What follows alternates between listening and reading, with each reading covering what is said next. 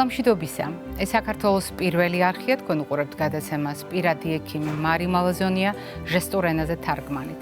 ჩვენ ძალიან ხშირად საუბრობთ იმ ცვლილებებზე, რაც ხდება სამყაროში და რაც ადამიანს ეხება. ერთ-ერთი ასეთი ფაქტორი გახლავთ კაცობრიობის დაბერება. ამაზე ძალიან ხშირად საუბრობენ და ამის დასტურად უამრავი კვლევა არსებობს.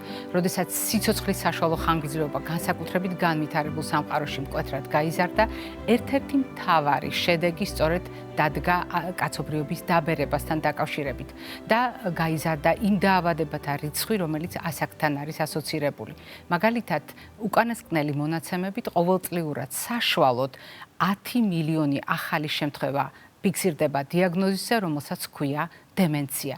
მაგრამ ყველაზე საინტერესო აღმოჩნდა განსაკუთრებული ნაწილი ამ სტატისტიკიდან, რომელიც უშუალოდ თავის ტვინის პირველადი დაავადების გამო არ არის გამოწვეული და აღმოჩნდა, რომ აი ამ დიაგნოზის მიღმა შეიძლება აღმოჩნდეს პრობლემები 13% შემთხვევაში, როდესაც ჩვენ მხოლოდ შენიღბული გვაქვს დემენციით პრობლემა, ან მივიდა დემენციამდე ესა თუ ის პრობლემა, მაგრამ ამ პრობლემის მკურნალობა შესაძლებელია.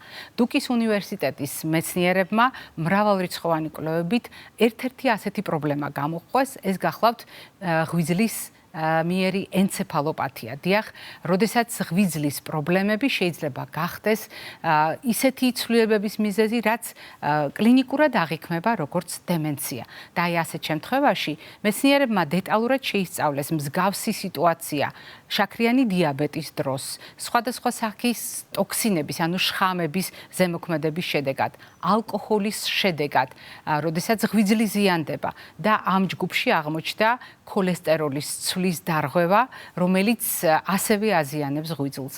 რატომ არის ეს ინფორმაცია ასე საგულისხმო? სწორედ დუკის უნივერსიტეტის მეცნიერები თვლიან, რომ ასეთ შემთხვევაში ჩვენ გაცილებით მეტი შესაძლებლობა გვაქვს შევცვალოთ სურათი და დავძლიოთ დემენცია, ვიდრე ნებისმიერ სხვა შემთხვევაში, რადგან სწორედ ეს 13% ღვიძლის მიერი ენცეფალოპათიისა გვაძლევს საშუალებას უკეთ მოვუაროთ ღვიძლს, დავზოგოთ ღვიძლი და შესაბამისად დავზოგოთ თავის ტვინი. აი ამ კავშირმა კიდევ ერთხელ დაგვაფიქრა, რომ ორგანიზმში იზოლირებული პრობლემები არ არსებობს და ერთი სისტემის დაცვა ავტომატურად გულისხმობს იმას, რომ პრაქტიკულად ორგანიზმის წონასწორობა იქნება დაცული.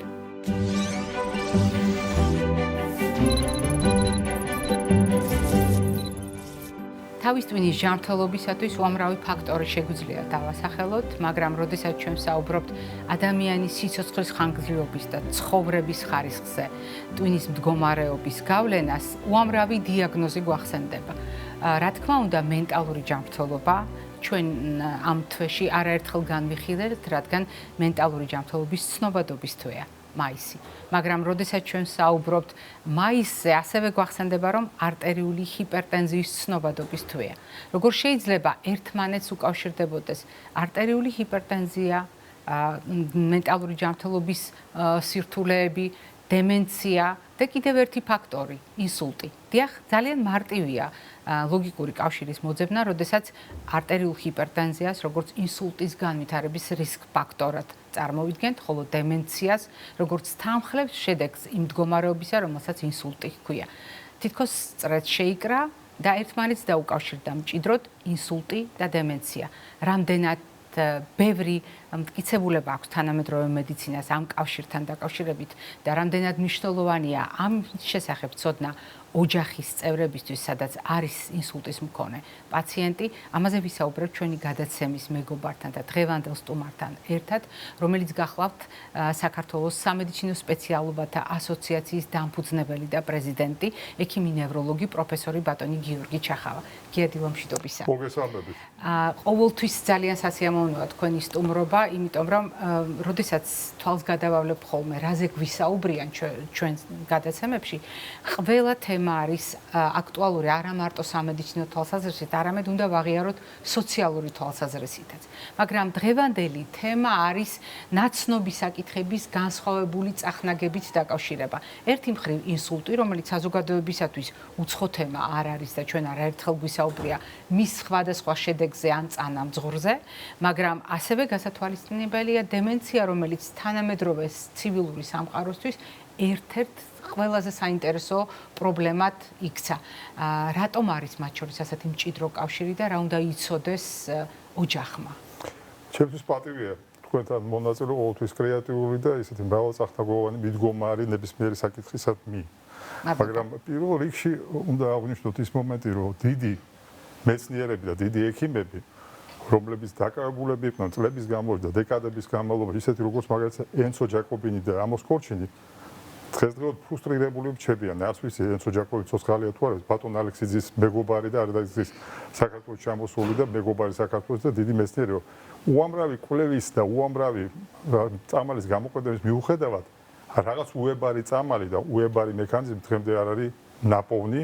მე გულისხმობ საკმაოდ ეგრეთ წოდებული ალცგეიმერის ტიპის, ეგრეთ წოდებული დემენციის განვითარებისა. მაგრამ დღესდღეობით ჩვენ ვსაუბრობთ სიძარღვოვან კომპონენტზე. და საერთოდ ისევ გავყვები ამ მომენტს, როგორც ჩემი მასწავლებელი და დიდი პედაგოგი ბატონი ამოს კორჩინი იძახის, არ არსებობს არც დეგენერაციული, არც სიზაროვი, ყოველთვის არსებობს შერეული ტიპი. საკამათო საკითხია შეიძლება აკადემიურ წრეებში, მაგრამ სიზაროვი კომპონენტი უდავოდ თამაშობს ძალიან დიდ როლს, მით უმეტეს თუ ის დაკავშირებულია ისეთ აავთვისებიან დაავადებასთან, როგორც არის ინსულტი, რომელიც საზოგადოებრივ და სოციალურ პრობლემას წარმოადგენს ერთდროულად და მისი ეგრეთ წოდებული პროფილაქტიკა შესაძლებელია. ამიტომაც ყველა იმ ფაქტორების გათვალისწინება, რაც არის დაკავშირებული არასწორი ცხოვრების წესთან, რაც არის დაკავშირებული იგივე არტერიული ჰიპერტენზიის მართვასთან, რიტმის დარღვევასთან, თუ იქნება გათვალისწინებული, ეს ფაქტორები გვაძლევენ საშუალებას ამ დიდ სენთან ბრძოლისა. ეს არის პერსპექტივა.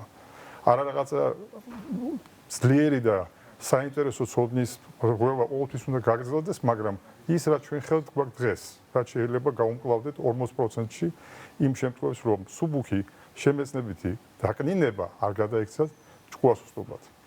მოგეხსენებათ, რომ ეს არის განპირობებული როგორც ტერიტორიალური, ანუ დიდი ინსულტებით, ასევე მცირე სიზაროვების დაავადებით. ისევე როგორც სისნაკლებობით, მაგალითად როგორც არის გულის გაჩერება, რაც სამწუხაროდ იწვევს ისეთი ძალიან დიდ ცვლილებებს თავის თვინში და სავალალო შედეგს.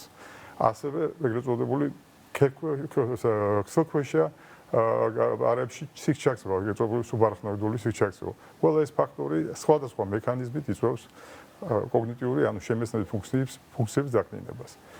როდესაც მე ხომ არ გაგაწყვეტინეთ, ძალიან მნიშვნელოვანი იყო თქვენი ხაზგასმა და მე ამ ფრაზას გავყვები, მასშტაბის მიუხედავად ჩვენ ვლაპარაკობთ შესაძლო დემენციაზე. ეს იმას ნიშნავს, რომ თუ სისხლძარღვოვანი კატასტროფა ხდება ჩვენს თავის ტვინში, მცირე მასშტაბის იქნება ეს თუ დიდი მასშტაბის იქნება, იმის რისკი რომ დემენცია განვითარდეს რეალურია. და ასეთ შემთხვევაში საზოგადოებას შეიძლება გაუჩნდეს კითხვა, რომ ინსულტი თავისთავად ძალიან დიდი სამედიცინო და სოციალური ტვირთია. ხშირ შემთხვევაში ინსულტის შემდეგ არის მოვლენები, რომელიც ასოცირებულია სწორედ გადატანილ ინსულტთან. როგორ უნდა აღმოაჩინოს ოჯახმა, რომ დემენცია ვლინდება? როგორ უნდა მიხვდეს, რომ ეს ინსულტის საჩუქარი კი არ არის, უშუალოდ სისხლძარღვების პრობლემას კი არ უკავშირდება, არამედ დიახ, სწორედ ის სიმპტომების ნაერთია და ნაკრებია, რომელიც დემენციასთან არის ასოცირებული. ეს რამოდენიმე კომპონენტია, არა მარტო მეხსიერების დაქვეითება, რაც ტიპიურად გვაკვონდება ხოლმე ჭკუასუსტობასთან მიმართებაში, არამედ აღმასრულებელი ფუნქციების დაკნინება, სივცობრივი მიმართებების რღვევა, ქცევა. ეს ყველა ასპექტი არის ჩართული ამ პრობლემაში და ხშირად ეს იმდენად დიდი თვირთვია ოჯახის წევრებისთვის, რომ ვერ აღიქვამენ, როგორ ის რატო პიროვნა, რომელიც მათთვის ძალიან ძვირფასი და მნიშვნელოვანია, რატო იქცევა ასეთნაირად, რატო ავიწყდება. და მათთვისაც არის თვირთი, რომელიც იწვევს შემდგომში შფოთვას, დეპრესიას და ასე შემდეგ. ამიტომაც პირველ რიგში ოჯახის წევრებზე, ანუ ორმაგი სოციალური დატვირთვა. არის გარკვეული სტიგმატიზაციაც, რომ რატომ შეიძლება იყოს სიარულის გაძნელება, შეიძლება იყოს შარდის შეუკავებლობა, ძიმე შემთხვევაში განავალის შეუკავებლობაც. შეიძლება იყოს გულისხმობს სიძარღვოვან ასპექტებს. მცირე ნაბიჯების სიარული, უმავიწყობა, კონცენტრაციის უნარის დაქვეითება, გარკვეული ქცევა ისეთი, რომელიც არ ახასიათებდა ადამიანს მანამდე. უჩვეულო ხმშება, დიახ. ხო. და იმდენი ფაქტორებია, რომელიც თქვათ მისაქცევია ყურადღება, პირველ რიგში ალბათ უნდა მიმართოს ექიმს. ექიმს როცა მიმართავს, ის დაეხმარება ყოველ შემთხვევაში პირველად ჯანდაცვის გოლში არსებული სიტუაცია ისეთია, რომ შეიძლება ეჭვი გამოთქვას, რომ აქ არის რაღაცა პრობლემა დაკავშირებული ან ქცევასთან და მეხსიერებასთან და ამიტომაც მიმართოს სპეციალისტს, ასე ვთქვათ, ამ შემთხვევაში ნევროლოგს. და კვალიფიციური ადამიანის ხელში ეს პრობლემა შეიძლება დროულად იყოს პრევენტირებული. ესე იგი, როგორც არის არტერიული ჰიპერტენზია, რიტმის დარღვევა, იგივე რიტმის დარღვევა, თქო, გულის გაჩერება მარტო კი არ არის, არამედ მიკროემბოლიები ეგრეთ წოდებული, რომელიც იწვევენ პატარა სიძარღვების, ასე ვთქვათ, რღვევას.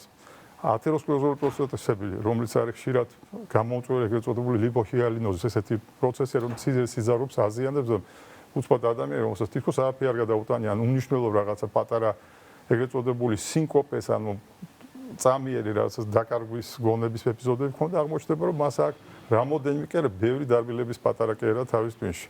და საიდან? ხო, და ეს ყველაფერი ის ფაქტორები, რომელიც უნდა იყოს გათვალისწინებული პაციენტის მართვაში. ეს იქნება კვება, ეს იქნება ნემონისტური სხვადასხვა ტესტები და სხვადასხვა შემეცნებითი ტრენინგები და ვარჯიშები, რომელიც შესაძლებელია, რომ ჩაერთოს ამ პროფილზე და რასაკვირველია მედიკამენტოზური თერაპია, თუმცა ძალიან დიდად ვერ დავიკვეხნით იმ შესაძლებლობას, რაც გვაქვს. არსენალი ძალიან დიდი შეიძლება არ იყოს, მაგრამ მნიშვნელოვანია. ისევ და ისევ ამბობ, 40% შემთხვევაში ამის პრევენცია შესაძლებელია და მეტიც.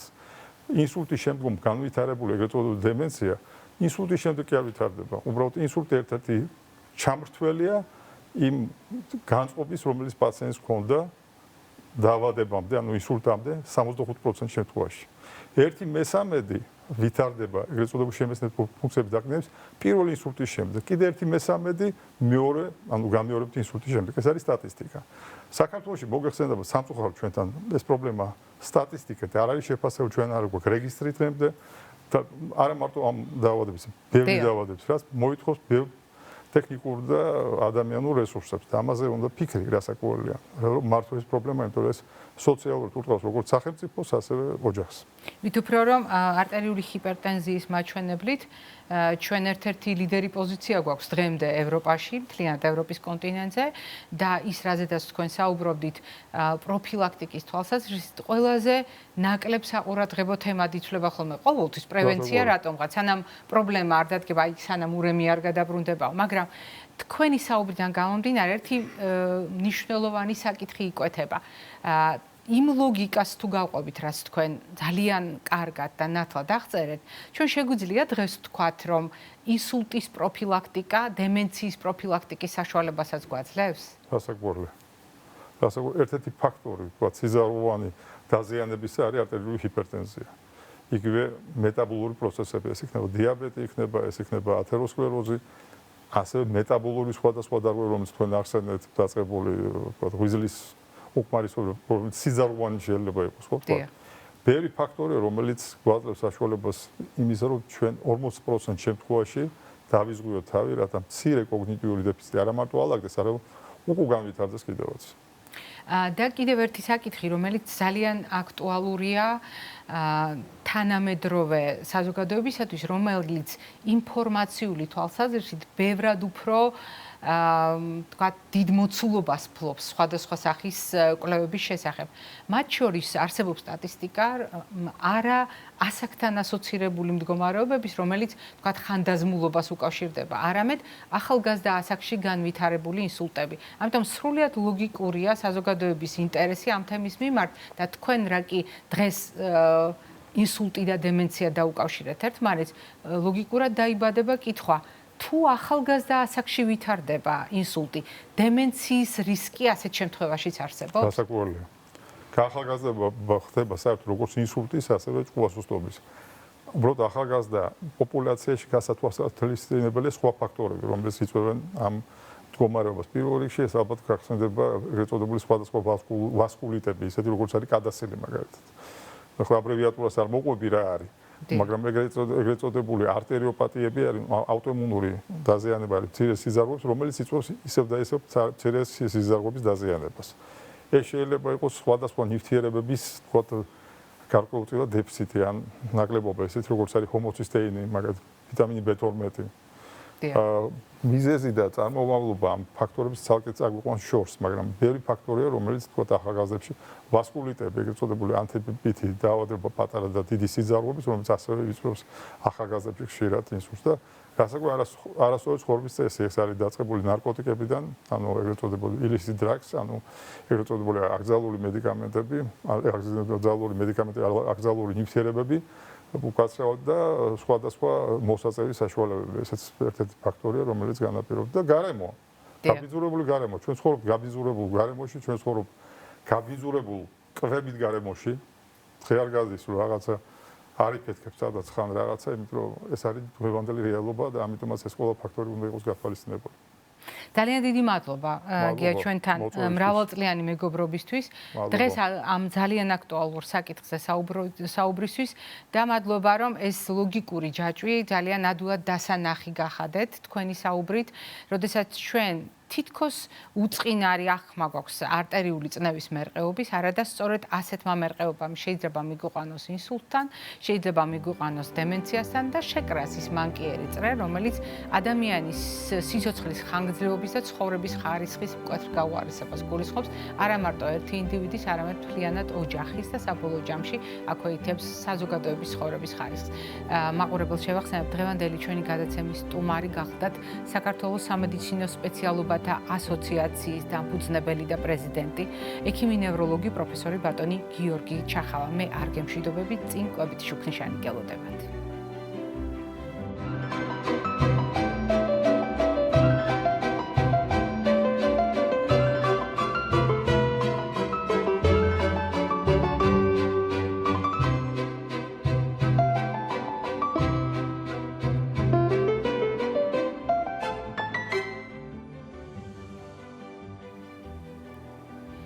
კვებით შუქნიშანი და ტრადიციული სამფერი ასოციაცია, რომელიც მრავალფეროვან რეკომენდაციებს აერთიანებს. ჩვენ შევთანხმდით, რომ მიუხედავად იმისა, რომ მიმანიშნებელი შუქნიშანია, ჩვენ ყოველთვის ბევრ ფაქტორს ვეძებთ იმისთვის, რომ ამა თუ იმ პრობლემასთან დაკავშირებული კვებითი რეკომენდაციები ერთმთლიანად შევკრათ. და ასეთ შემთხვევაში მე მინდა გაგახსენოთ, რომ კონკრეტულ თემაზე მე ტრადიციულად საგანგებოდ მაქვს კვებითი შუქნიშანი თქვენთვის შერჩეული, რომელსაც ყოველ პარასკევს გთავაზობთ. ხვალინდელი დღე გამონაკლისი არ იქნება და ერთ-ერთი ასეთი თემა იქნება სწორედ არტერიული ჰიპერტენზია, მაგრამ მიუხედავად ამისა, დღეს კვებით შუქნიშანში ჩვენ ერთმანეთს დაუკავშირებთ არტერიულ ჰიპერტენზიას, ინსულტს და დემენციას. როგორ შეიძლება ეს სამკუთხედი აისახოს ჩვენ შუქნიშანში? რასაკვირველია, ჩვენ შეიძლება ბევრი რეკომენდაცია ცალ-ცალკე და ერთად წარმოგიდგინოთ და გაგიზიაროთ, მაგრამ უნივერსალურად ეს ყველაფერი თავს იყრის ისეთ კრებით ტერმინში, რომელსაც შემითებში ჰქვია. თქვენ გახსოვთ თეფშზე განლაგებული პროდუქტებით გაზიარებული რეკომენდაციები, როდესაც ყოველდღიურ რაციონში სულ ცოტა ნახევარი ბოსტნეული და ხილი, ხოლო მეორე ნახევარი მარცვლეულ-ბურღულეული ცილოვან კომპონენტთან ერთად ქმნის ჩვენი ყოველდღიური კვების საფუძველს და ამავე დროს ჩვენი ჯანმრთელობის საფუძველს. მაგრამ რომელი ფაქტორი შეიძლება იყოს საუკეთესო საშუალება იმისთვის, რომ არტერიული ჰიპერტენზიაც მართოთ, ინსულტიც ავიცილოთ თავიდან და დემენციასაც მაქსიმალურად გავუმკლავდეთ. ასეთ შემთხვევაში შესაძლოა გამოვიყენოთ გრძელი ნუსხა, მაგრამ არის ერთი საერთო ფაქტორი, რომელიც ყველა შემთხვევაში წაგვადგება. ეს გახლავთ მცენარეული ბოჭკო. რატომ მცენარეული ბოჭკო? მოდით გაგახსენებთ, როგორია ჩვენი სტუმარ-მასპინძლობა, როდესაც ჩვენი ორგანიზმისა და ბაქტერიების ურთიერთობას ეხება საქმე. საკვებით ჩვენ ვიღებთ სხვადასხვა ნივთიერებას. ეს ნივთიერებები ხდება ჩვენი საჭმლის მომნელებელ სისტემაში, ჩვენ საჭმლის მომნელებელ სისტემაში სხვადასხვა ნაწილია, მათ შორის არის კუჭნაწლავის ტრაქტი და მონელებაში მონაწილეა დიდი ჯირკვლები. ასეთ შემთხვევაში კუჭ-ნაწლავში მოხვედრილი საკვები არის ჩვენთვისაც საკვები და არის გასაზიარებელი იმ ბაქტერიებისთვის, რომლებიც ჩვენი ნაწლავის შიგნით ბინადრობენ. რაც უფრო სარგვა ბაქტერიისთვის საკვები, მით უფრო ადვილად ვიმსახურებთ მის კეთილგანწყობას. ასეთი პროდუქტებია სხვადასხვა საკვებში გაბნეული პრებიოტიკები და პრობიოტიკები, მაგალითად მაწონში გახსოვთ.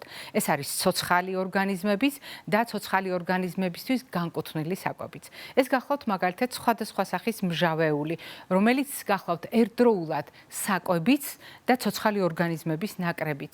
და როდესაც ამ პროდუქტებზე ვსაუბრობთ, აუცილებლად უნდა გაგახსენოთ მცენარეული ბოჭკოს შემცველი პროდუქტები, რომელიც ჩვენთვის შესაძლოა ძნელად მოსანელებელია, ან საერთოდ ჩვენ მიერ მოუნელებელია, მაგრამ ძალიან კარგ თავშესაქცევს წარმოადგენს ბაქტერიებისთვის. სწორედ მათი დამსახურებით მოინელება ეს პროდუქტები. მართალია, ჩვენთვის შეიძლება დისკომფორტის შემქმნელი იყოს, მაგრამ საბოლოო ჯამში ამ ნივთიერებების დამსახურებით ყალიბდება ჩვენს ორგანიზმში წონასწორობა. მაგრამ ზოგჯერ მიღებულ საკვებ ნივთიერებებზე ჩვენი ბაქტერიები განაწყენებით პასუხობენ, წარმოქმნიან გარკვეულ ნივთიერებებს მათი ცხოველქმედების შედეგად, რომელიც სისხლის მეშვეობით ყველა სისტემასთან მიდის და მთავარი სამიზნე შეიძლება აღმოჩნდეს გული და ტვინი. ასეთ შემთხვევაში არტერიული ჰიპერტენზიაც გახლავთ სწორედ ნაწლავის წონასწორობის დარღვევის შედეგი. ასეთ დროს განვითარებული ინსულტიც გახლავთ მრავალჯერადი დაპირისპირების შედეგი ჩვენსა და ბაქტერიებს შორის და ასეთ შემთხვევაში დემენციაც გახლავთ შედეგი ჩვენი და ბაქტერიების უთანხმოების. ამ შემთხვევაში შერიგების ინსტრუმენტი შეიძლება აღმოჩნდეს საკვებში და ეს გახლავთ მცენარეული ბოჭკო. მე კიდევ ერთხელ გაგახსენეთ დღეს ის უნივერსალური საშუალება, რომელიც ყველა ადამიანს ერთნაირად სჭირდება, თუმცა გამონაკლისი არიან ადამიანები, რომელთაც მცენარეული ბოჭკოს მონელებისას, გადამუშავებისას საკმაოდ სერიოზული სირთულეები ექმნებათ ნაწლავში. თქვენ გახსოვთ ამ შემთხვევებში ჩვენ საგანგებოდ საუბრობთ ხოლმე და ეს არის არაჩვეულებრივი მონაცემი, არამედ უფრო გამონაკლისი ამ შემთხვევებში და ზოგჯერ გამონაკლისთა რიცხვი საკმაოდ დიდია ხოლმე. მოკლედ, დღეს ჩვენ ნაწლავის პრობლემებზე არ ვსაუბრობდით, დღეს ჩვენ ერთმანეთს დაუკავშირდეთ არტერიული ჰიპერტენზია, ინსულტი და დემენცია. ამ სამ კუთხეც კი მოვუძებნეთ ისეთი გასაღები, როგორიც გახლავთ მცენარეული ბოჭკო. მეგებრებიდობებით ჯანმრთელობას და დღესდღეობას გისურვებთ.